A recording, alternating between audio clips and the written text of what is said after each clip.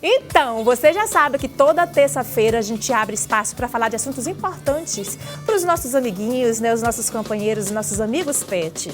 E no nosso quadro Amigo Pet de hoje, o veterinário Daniel Serafim está aqui para conversar com a gente sobre cirurgias ortopédicas em animais de estimação. Os tipos mais comuns, tratamentos e também os cuidados com os nossos bichinhos, né? Se você já teve que submeter o seu animalzinho a esse tipo de procedimento, tenho certeza que você ficou aí com o coração na mão, né? Que a gente ama demais, a gente teme pela saúde deles, né? Isso, doutor Daniel, tudo bom? Exatamente, obrigado pelo convite, tudo bem.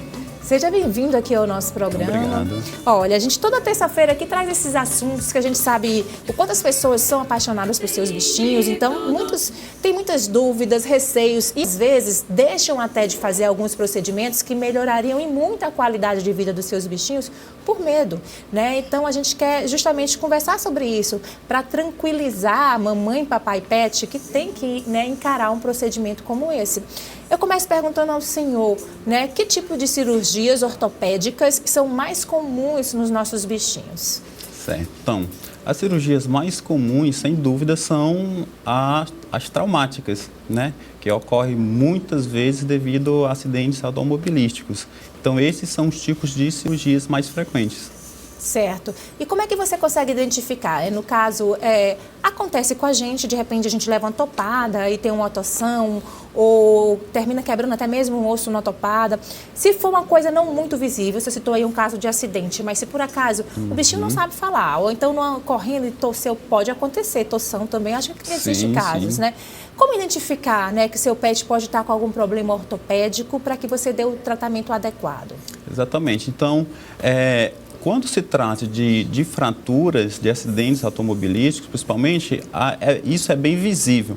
Porém, em situações mais sutis, como doenças degenerativas, realmente é necessário essa atenção do tutor com o animal. Então, muitas vezes, você vai notar uma diminuição da atividade desse pet. Então, o animalzinho ele vai ter restrição para fazer exercícios mais prolongados, vai ter restrição de subir ou descer escadas, por exemplo, de pular. Então, é um animalzinho que vai ficar mais quietinho no cantinho dele. Então, você começa a notar principalmente essa diminuição da atividade.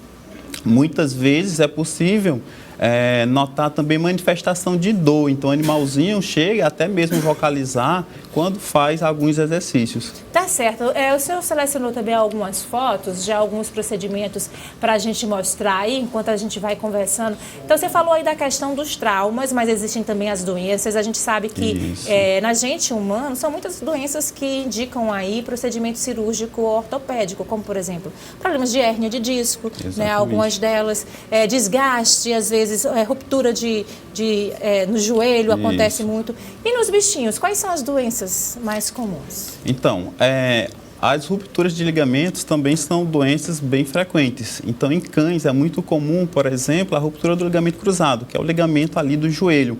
Assim como acontece em humanos, só que em animais é muito mais prejudicial, devido mesmo à anatomia, à mecânica de funcionamento do joelho. Então, você começa a notar que o animalzinho vai ter bastante restrição de movimento, então eles vão ficar bastante dificuldade de apoiar esse membro e apresentando claudicação. Então, esse seria um tipo bem frequente no joelho.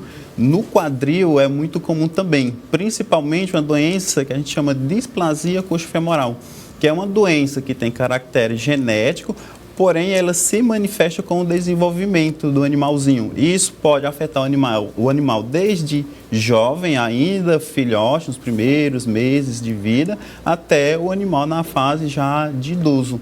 Agora, doutor Daniel, esses procedimentos, eles são, de fato, arriscados, né?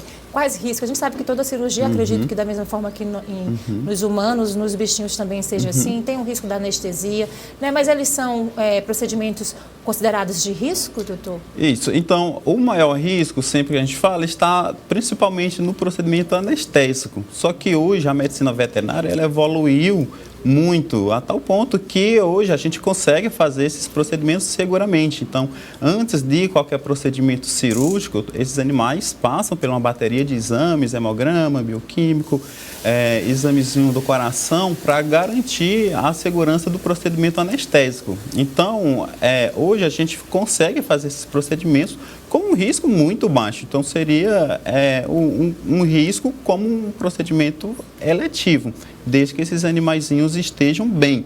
Uma coisa que a gente se preocupa muito nos nossos pacientes ortopédicos, principalmente quando se trata de traumas, é que esses animais podem vir com comorbidades, principalmente pensando no paciente que foi atropelado. Então, é um animalzinho que tem que ter bastante atenção, porque o próprio trauma ele pode afetar órgãos como o pulmão, os órgãos abdominais, que vai ser necessário toda uma avaliação prévia até o momento da cirurgia. Agora, doutor, em relação aos procedimentos necessários por conta de doenças, né? Existe alguma raça que o dono tem que ficar mais de olho, porque naquela raça é mais comum acontecer esse tipo de desgaste? Tem alguma relação com a raça do animal? Sim, sim. Então, os animais de pequeno porte, que a gente chama animais miniatura, a gente tem um problema muito grande de fragilidade do rádio e a una. Então, esses animais têm que ter bastante cuidado, principalmente em subir, pular cama, sofá, porque é muito comum esses tipos de fratura do rádio e da una, tá? Animais de grande porte, eles são mais predispostos a ter problemas na região do quadril, que seria a displasia coxo-femoral, e também problemas nos joelhos, tá? Então, além disso, falando de joelho, é muito comum também nas raças de pequeno porte problemas com luxação de patela, tá? Então, isso é bastante frequente e o tutor tem que estar já de olhos nesses problemas e evitar algumas situações que podem agravar esses problemas, principalmente o animalzinho subir e pular de sofás, principalmente para os animais de pequeno porte, o animalzinho ficar em piso muito liso, isso também acaba dificultando, agravando certos problemas articulares, tá? E uma coisa que a gente sempre recomenda é o animalzinho passar por um check-up ortopédico. Então, como a gente já falou, muitas dessas doenças, elas são muito sutis e às vezes não é perceptível ao tutor. Então, é necessário uma avaliação minuciosa para identificar precocemente esses problemas para ser tratado o quanto antes. Tá certo, doutor. A gente agradece a sua participação, doutor Daniel. E lembrando sempre que a gente vê que o mercado, também tanto na área de saúde dos pets, já avançou muito a medicina na área dos pets também. Então, aí existe já fisioterapia para o seu cachorrinho se recuperar, medicamentos avançados. Então, se tem que fazer o procedimento, a dica é procura um profissional, tem fé que vai dar tudo certo, né, doutor? Exatamente, com certeza. Obrigada, doutor Daniel. Muito obrigado. Prazer recebê-lo aqui. A gente sempre trazendo essas informações para você. Seja bem-vindo sempre. Obrigado.